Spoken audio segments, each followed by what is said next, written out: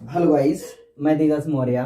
आज फिर एक नई वीडियो के साथ जो कि बीएससी फर्स्ट सेमेस्टर के लिए जो भी स्टूडेंट हैं उनके लिए बहुत ही हेल्पफुल होने वाली है। इसकी पहले की वीडियो मैंने आपको बताया कि face velocity and group velocity में क्या रिलेशन होता है। आज मैं जो बताने वाला हूँ वो है आपका कि कक्षीय वेग बोले तो orbital velocity and escape velocity बोले तो पलायन वेग, इनके बीच डिफरेंट बताऊंगा। उस इस रिलेशन को पढ़ने से पहले हम पढ़ते हैं कि ऑर्बिटल वेलोसिटी क्या होती है, बोले तो कक्षीय वेग क्या होता है एंड पलायन वेग क्या होता है, बोले तो एस्केप वेलोसिटी।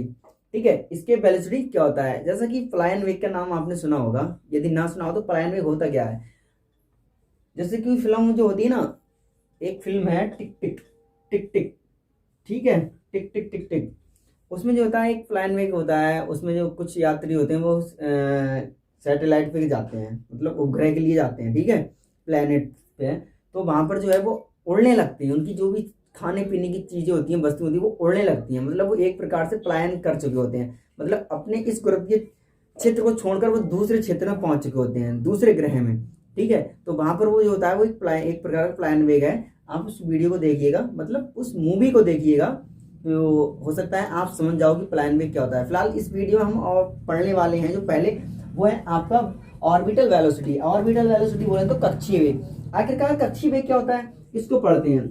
ठीक है, जैसे कि जब कोई उपग्रह होता है, उपग्रह बोले तो भाई प्लैनेट, वो सैटेलाइट, सॉरी सैटेलाइट। जब कोई उपग्रह पृथ्वी के चारों वृत्ताकार, ठीक है, मतलब वृत्तीय कक्षा में या फिर वृत्ताकार परिक्रमण करता है।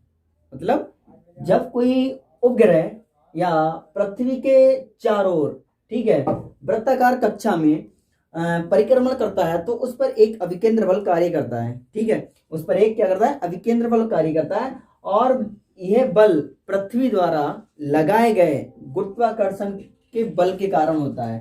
ठीक है, तो जैसे कि ये मैंने लिख दिया कि जब कोई उपग्रह पृथ्वी के चारों ओर वृत्तीय कक्षा में परिक्रमण करता है तो उस पर एक अभिकेंद्र बल कार्य करता है।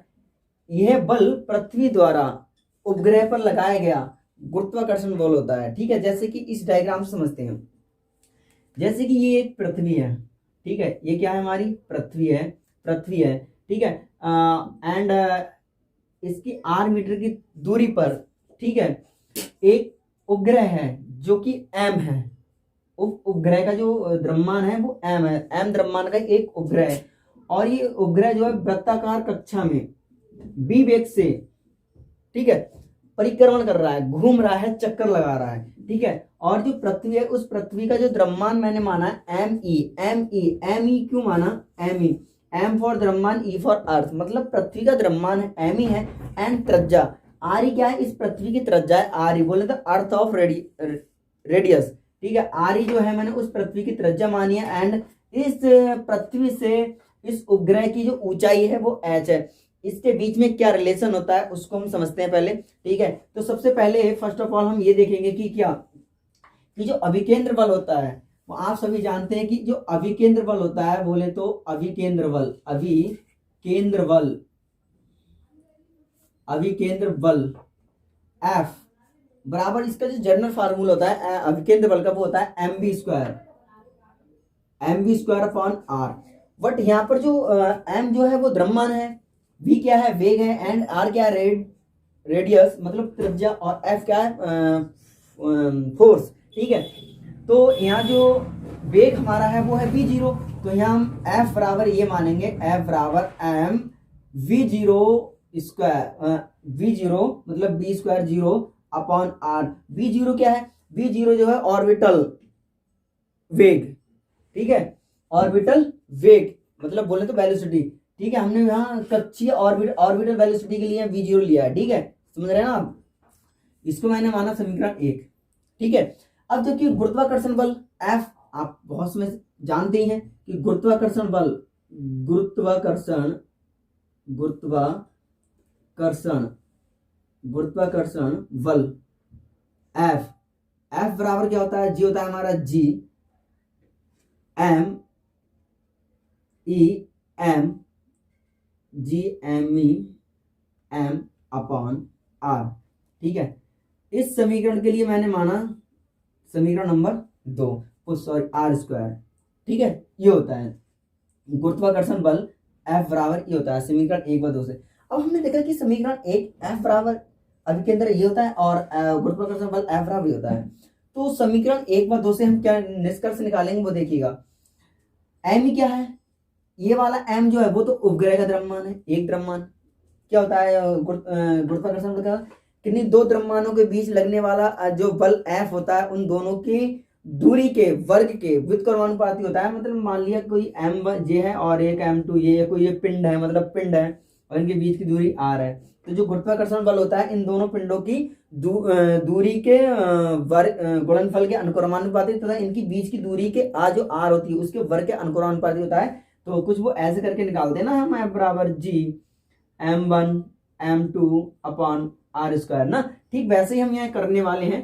क्या है ये हमने फार्मूला, तो समीकरण 1 व 2 से हम क्या देखेंगे यहाँ, तो ये है जो है m v0 square upon r बराबर g m e m upon r square, ठीक है। समीकरण 1 व 2 से ये हुआ। अब देखो एक m से एक m ये कैंसिल, ठीक है, और एक r से एक r ये कैंसिल, तो बचा क्या यहाँ v0 स्क्वायर बराबर g m e upon r, ठीक है। इसकी इससे क्रॉस मल्टीप्लाई कर देते हैं, 1 माननी है इसके, इससे मल्टीप्लाई कर दो g m e बराबर v स्क्वायर r, ठीक है। यहां से हमें v निकालना है, ठीक है, ऑर्बिटल वेलोसिटी निकालनी है। तो v बराबर क्या हो जाएगा, या फिर इसको ऐसे घुमा के लिख लो कि भाई v0 स्क्वायर r बराबर g m e, ठीक है। तो v0 बराबर आपका क्या हो जाएगा, v0 बराबर हो जाएगा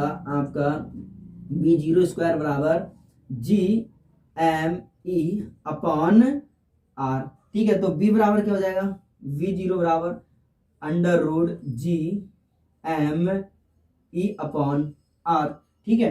v0 बराबर ये आ गया आपका, जबकि r क्या है, एक रेडियस है। r जो है यहाँ r, ये इधर देखिएगा r, ये r जो है वो पृथ्वी की त्रिज्या RE प्लस और इस पृथ्वी की त्रिज्या से इस उपग्रह की दूरी h के योग के बराबर होगा, मतलब r बराबर ये होगा, ठीक है। तो अब करना क्या है, हमें करना ये है कि यहां करते हैं ना,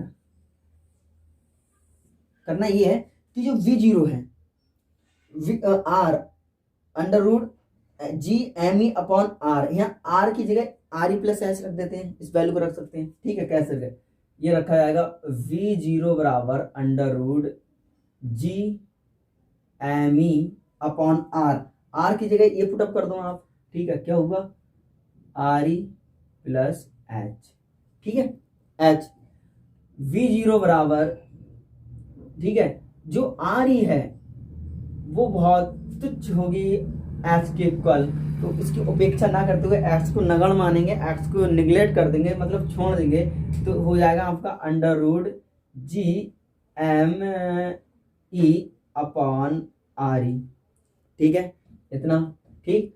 अब ये हो गया। जबकि यदि पृथ्वी का तल पृथ्वी के तल पर गुरुत्वीय त्वरण जी हो, पृथ्वी के तल पर गुरुत्वीय त्वरण जी हो, तो जी बराबर जो होता है वो होता है आपका M G M E upon R E square, G बराबर ये होता है, ठीक है। तो यहां से जब आप इसको सॉल्व करोगे तो कुछ ऐसा आएगा आपका, या फिर क्रॉस मल्टीप्लाई कर लो, इसके अपॉन कुछ नहीं बन, तो यहां से बनेगा जी एम ई बराबर जी आर ई स्क्वायर, मतलब जी एम ई की जगह हम जी आर ई स्क्वायर रख सकते हैं यहाँ, ठीक है। तो ये हो जाएगा आपका क्या, इसको थोड़ा रफ कर देते हैं, बाकी चलो कोई दिक्कत नहीं है, यही कर देते हैं। v0 बराबर under root G M E की बराबर जी आर ई यहाँ रख देते हैं, G R E square upon R E, सही है। अब v0 बराबर अंडर रूट इस आर से निकाल जाने से बचा क्या, जी आर ई, ये बचा, ठीक है। क्या जो हमारा GME था, GME के बराबर GRE था, तो हमने यहाँ रख दिया। एक RE से एक RE कैंसिल, मतलब पृथ्वी की त्रिज्या से RE कैंसिल, तो बचा GRE। तो फार्मूला जो कक्षीय वेग का होता है वो ये होता है, ठीक है। क्या होता है, V0 बराबर अंडर रूट GRE, ठीक है। ये हो जा रहा आपका कक्षीय वेग, बोले तो ऑर्बिटल वेलोसिटी। अब यदि इसका मान निकालना है आपको कि आखिरकार ये ऑर्बिटल वेलोसिटी का मान होता कितना है, तो देखो आप जानते हो कि गुरुत्वीय त्वरण जी का मान कितना होता है, 9.8 मीटर पर सेकंड स्क्वायर होता है। एंड आरई क्या है, पृथ्वी की त्रिज्या, रेडियस ऑफ अर्थ, पृथ्वी की त्रिज्या। आरई बराबर जो होता है आपका कितना होता है, 6.4 इंटू 10 की पावर 6 ये होता है, ठीक है। ये मीटर में त्रिज्या, दूरी मीटर में होती है, ठीक है।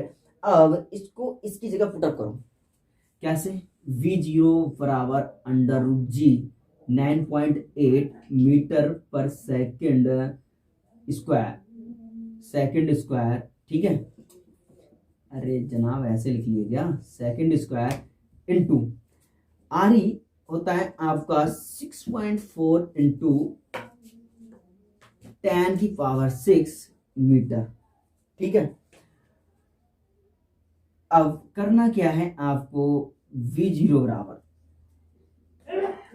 बराबर इसको जब सॉल्व करोगे तो पूरे को, तो मैं डायरेक्टली कर देता हूं, तो वो 7.92, ठीक है, आएगा 10 की पावर इंटू 10 की पावर 3, ठीक है, मीटर पर सेकंड आएगा आपका।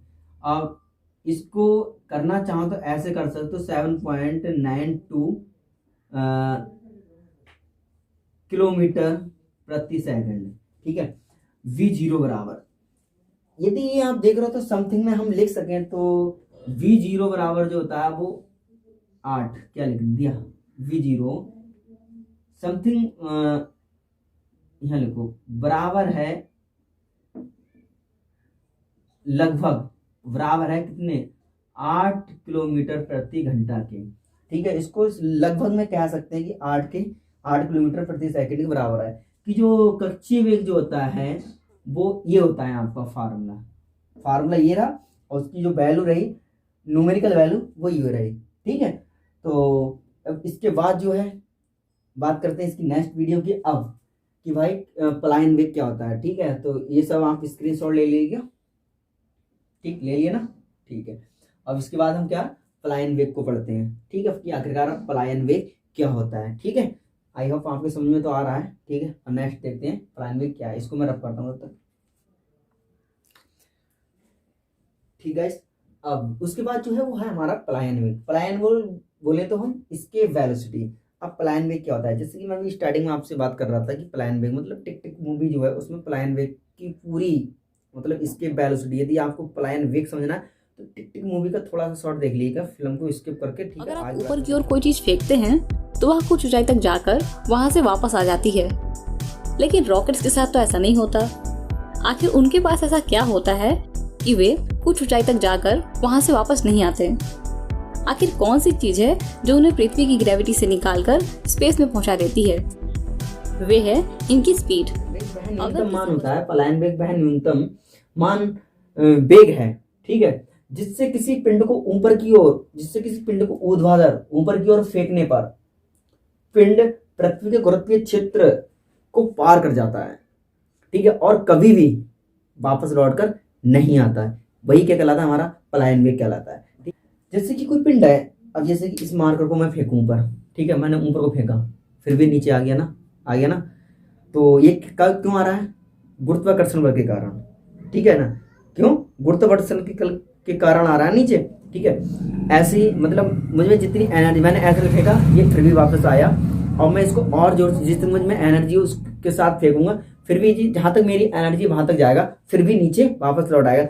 परंतु अंत में एक ऐसी स्थिति आती है कि इसको उस वेग से, जिस वेग से मैंने फेंका उससे कई गुना और वेग से फेंका जाए तो ये पलायन वेग कर जाएगा, मतलब ऐसे वेग में पहुंच जाएगा कि जिससे कि ये कभी भी लौट कर नहीं आएगा। उसी को हम बोलते हैं पलायन वेग। अब पलायन वेग होता क्या है वो समझते हैं। अब जैसे कोई पिंड है, उस पिंड को मैंने ऊपर की ओर फेंका, तो उस पिंड को फेंकने के लिए मुझे कुछ एनर्जी की जरूरत पड़ेगी भाई, ऊर्जा की ना, कार्य करना पड़ा ना मुझे, कार्य करने की किसी आवश्यकता होती है, हमें किसकी नीड होती है, ऊर्जा की। तो ऊर्जा जो होती है जिसे हम बोलते हैं पलायन ऊर्जा। किसी पिंड को फेंकने के लिए जितनी ऊर्जा की आवश्यकता होती है उसे पलायन ऊर्जा बोलते हैं। जो पलायन ऊर्जा होती है वो हमारी ये होती है, तो पलायन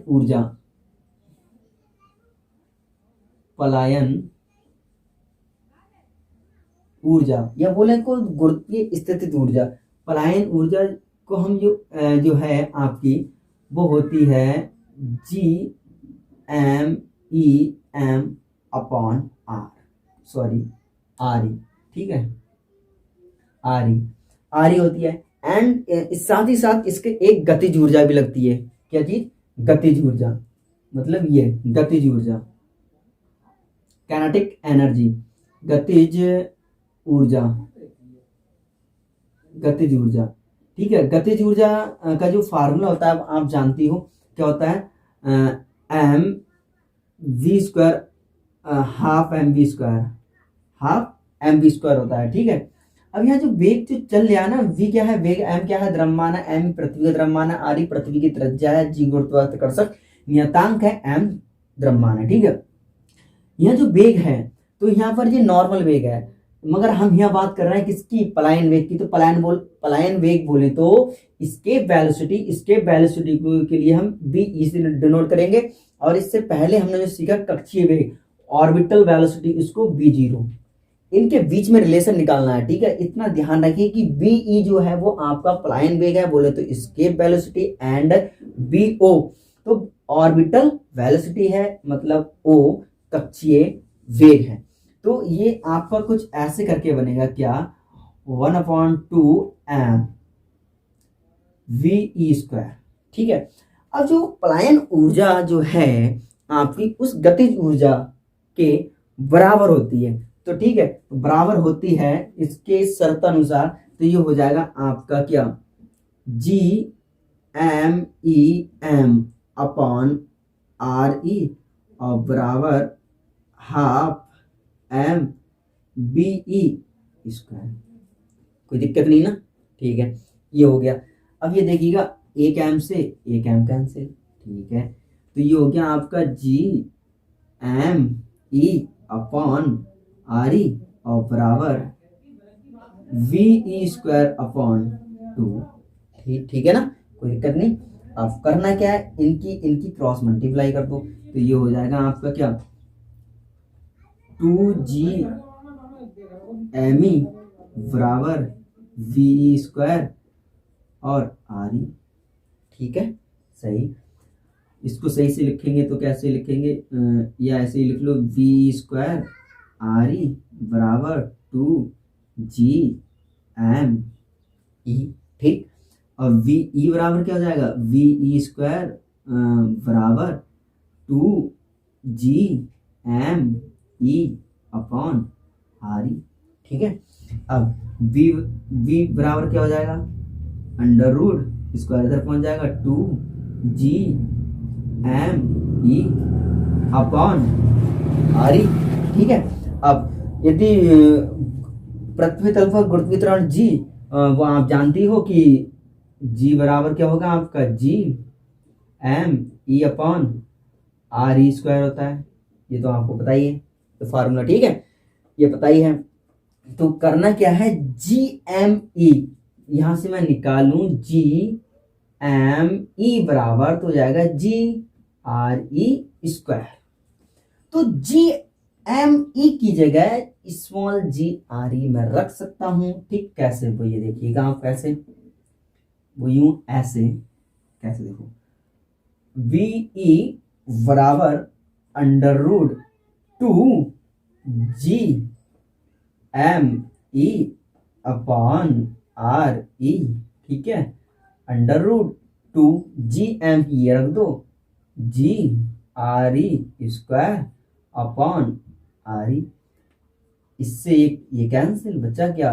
2 और GRE अंडर रूट, मतलब V, ठीक है।